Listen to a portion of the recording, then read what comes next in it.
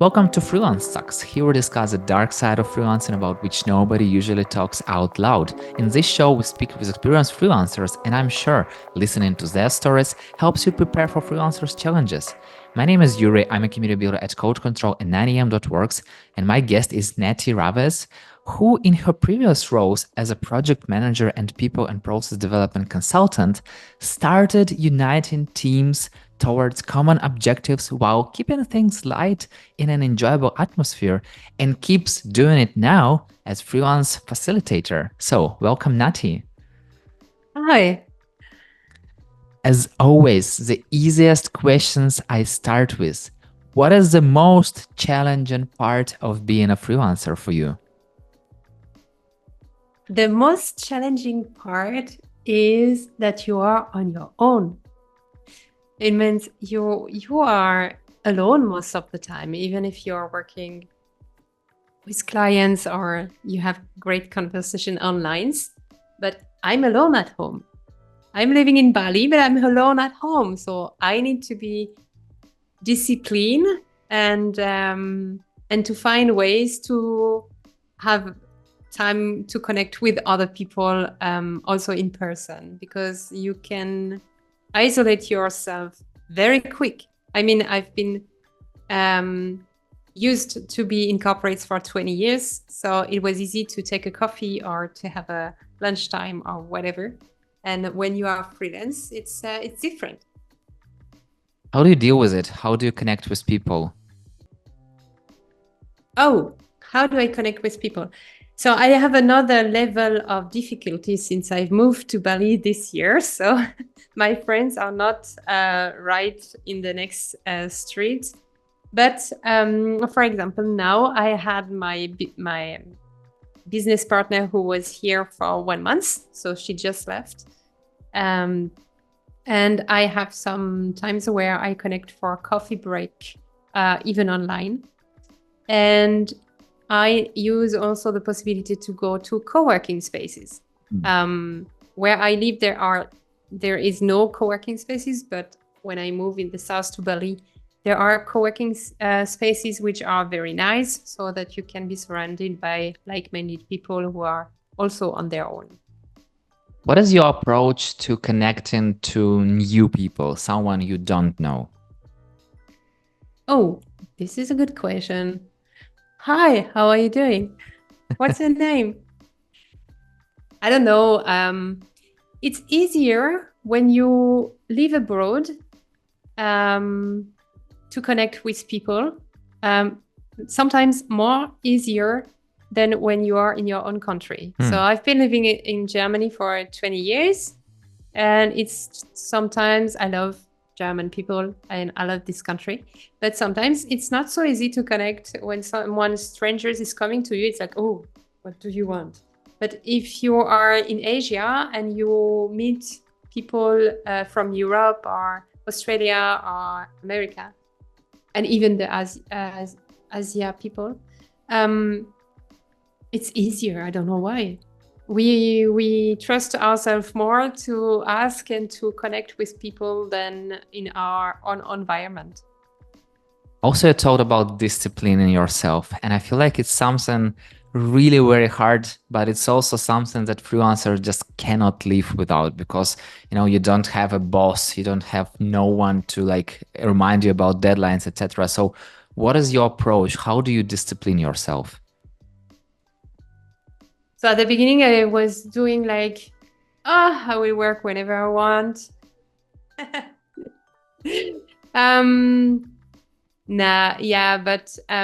so now what I do is at the beginning of the week or at the end of the week, I write down what need to be done in the next week. So I use just my Mac calendar, and I put my task, and I block time for this, because I have also calendar where people can book calls, and if I am working on something where I need focus, I need to be really free for this time.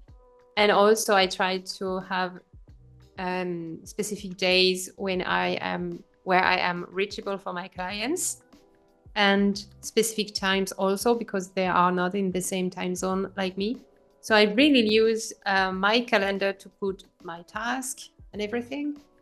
I also have a Notion. I'm working a lot with Notion, where I build my second brain, where I can see, okay, all the tasks. But when you put all the tasks and all your project, it's like a big list. So I have always an extract of this with the ones who need to be done first, so that I can click on them and see, oh, I have the thing I didn't do so much, but actually I did that. So I try to discipline myself by writing down my task and my projects and what needs to be done. It's one of the hardest things that I feel myself is when I have like 5 tasks on the list, or it's even worse if there are 10 tasks to complete, in one day or in 1 week. So I'm curious, how do you prioritize what to start working on first? I always prioritize what brings money. So because you can lose a lot of time of, I don't know, what could I say? Building a website, building whatever marketing. So you need to have one thing you are concentrating on. I'm concentrating, for example, on my LinkedIn, because this is the platform where my clients are. And I try to find a way to not spend hours to write one thing. So I plan this also. And then I try to prioritize what is bringing money. So if I have a mentoring with someone who wants to go freelance, the priority is to prepare the mentoring. If I have a workshop with a corporate, the priority is to prepare this workshop, because these are paid clients. Yeah. Easy and effective, I would say. So yeah, like what brings money, let's do it. So what is the most time-consuming thing you must deal with as a freelancer, except work itself? All the marketing. It's all the marketing, but maybe because I try to set things online. So when I'm in Europe and I'm working with my corporate clients, it's just call them, because I have a big network and they know me. So I call them and it's really quick. If you want to develop a program online where people have to sign in, and you need to make them aware about this program, and you do this not in one day, but you have to talk about it, you have to talk around it. And this is tiring, because you need to understand how it works also. I mean, when you haven't done a newsletter before, you need to not only to write the content, but to understand how it works. If you want to have a good settings with your camera, you need maybe to find someone like Said who is helping you. So you need time to learn how to do this. So all the things around is taking a lot of time. What do you do for marketing, and what platforms do you use? Okay, I have marketing is making the people aware about what you are doing. Okay, it's for me, I just want to say, because it's not selling. So marketing is making people aware. So I am not using thousands of platforms. I think it's tiring. I cannot do that. So my clients are on LinkedIn. Most of my clients, I get them from LinkedIn. So I'm very active on LinkedIn. And I choose 3 categories of topics I want to talk about. So, and every week I feel my content in the category. Okay, in this category, about what do I want to talk, blah, blah, blah. So I make a lot of content on LinkedIn. I make events also on LinkedIn. And I have a podcast, which is my second channel since 2 years. And it's bring me also a lot of people who are following. And when I have, for example, something coming out, the podcast is really helping me with this. So I would concentrate on one or two platforms, and I would concentrate on things that where you feel comfortable. If you are not someone who is who like to speak, don't have a podcast. If you are not someone who like to write, don't have a blog or a newsletter. Have something that where you can be constant on. This is the most important thing, being constant. Do you use AI tools in creating content? Yes, I use. Yes, What? I use ChatGPT. So I don't use to write on what is the name? Oh, how you say that? To write for me. Mm-hmm. I use to brainstorm about different kind of ideas. And so I make me then list about, oh yes, this is a good idea, this is a good idea. And I try things out when I receive some link to try things. Last week I received a link for Scribe. So this is a platform to create content on LinkedIn. So I try things out. I feel like it's very important to talk about this, about AI tools, because some people think that, oh my God, ChatGPT is writing things for us. No, we won't do this. We want to be, but as you mentioned it before, you can use it as a second brain. You can use it as a brainstorming tool. It's not like you have to just write it for you, but to help you brainstorm and come up with better ideas. So yeah, thank you very much for saying it out loud. It's super important things for freelancers to really understand and start using if they didn't. And I'm curious, what is the most nerve-wracking thing you must deal with as a freelancer? Nerve-wracking? What is nerve-wracking? What's make you nervous? Nervous? Oh my God, what makes me nervous? I know what makes me nervous. I'm not, do I want to say that? I don't like to sell. I like to share. I'm a very generous person. So I love LinkedIn for that. I can share all my knowledge and give tips and things. And when it comes to, hey, I have a great program that could help you, I like to make the free event for this. So all the free event is doing very well until the moment where I need to talk about it. But I learn. I mean, this selling part is always a little bit tricky. But at the end, you are bringing solution to people. This is the point, no? So you are not here to take their money, but to help them. This is the core of my of why went freelance. It's about helping people and make the world a better world. So but the selling part.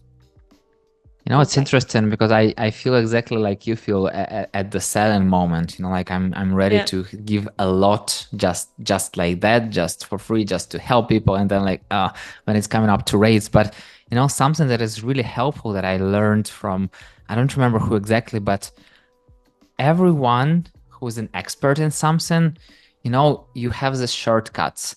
So someone can do the same on their own. They can read books, they can listen to podcasts, they can practice. And in half a year, they can be ready to do this. Or they can pay you to find this shortcut and do something much more faster. And that's exactly what people are paying for. So at least it's something that's helping me to feel a little better, while selling my services.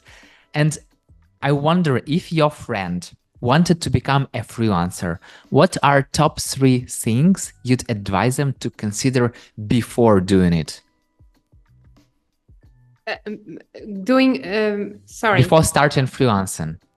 Yes, now.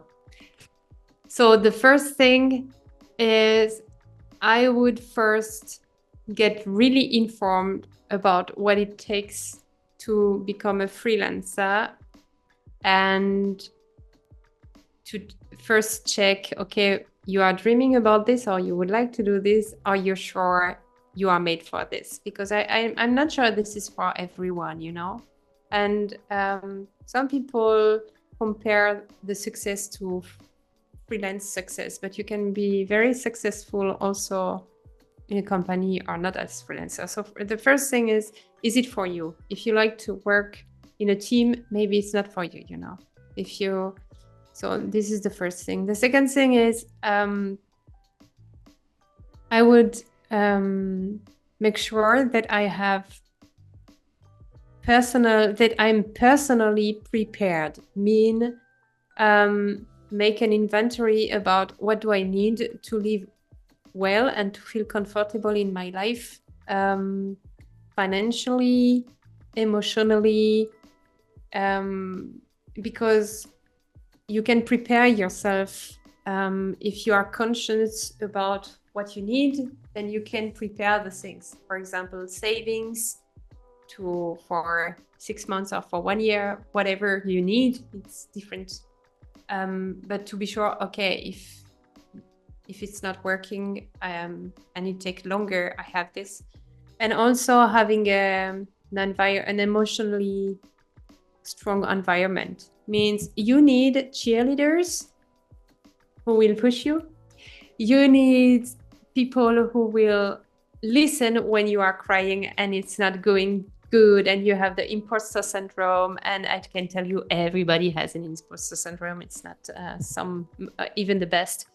So a good environment, financially savings, and maybe starting the work before you go freelance means, okay, you want to go freelance. What do you want to do? What exactly do you want to do? Mm-hmm. So, and what kind of problems do you want to solve? Who do you want to serve? Ask questions to these people and start to work on your business foundation before you go. I wish to have the sky as the limit, but time is the limit. So the final question, if you were starting freelancing today, what is one thing you would have done differently? Exactly what I told you before. The advice that I didn't follow at the beginning and that I'm teaching now to people. Because at the beginning, I was doing everything for everybody. And you cannot be everything for everybody, then you are nobody for somebody. So you need to be a specialist and to be known for something. So you need to get this clarity before you go. You know, it's interesting. I talk to so many freelancers and they usually it's successful freelancers and usually they like, oh, I wish I would have done something differently. But then I can imagine if someone will listen to all the conversations, to all the advice and do this in a right way, I feel like it will be like super freelancer one day. So let's wait for this person to come up. Yeah. And I think it's good to not make everything good from the start. Of course, I can tell this now because when you fail a little bit or when you doubt, then you analyze more what you are doing. So you are not repeating the same mistakes and you are doing the things differently. And then you learn on the go. Yeah. Nathy, thank you so much for sharing your experience and for having such an open conversation. You're welcome. It was so nice to be here. Thank you so much for the invitation. Super happy to talk. And thank you so much for listening. If you like the show, hit the like button, 5 stars, and share it with your friends. That's it. We're done. See you in the next episode.